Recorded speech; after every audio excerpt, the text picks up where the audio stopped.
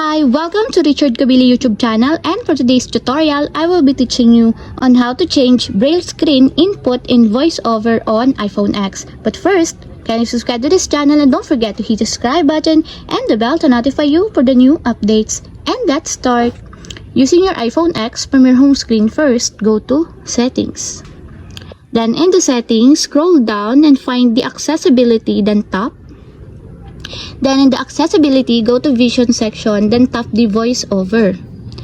Then in the VoiceOver, find and tap the Braille just like this.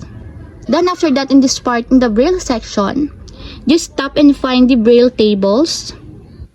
Then in the Braille section, tap the Braille screen input just like this.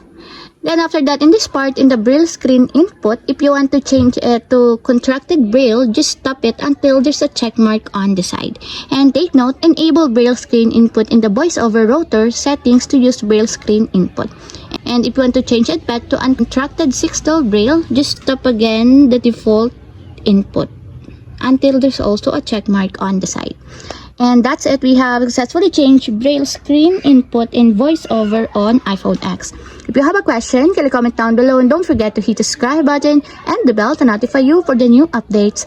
And thank you for watching!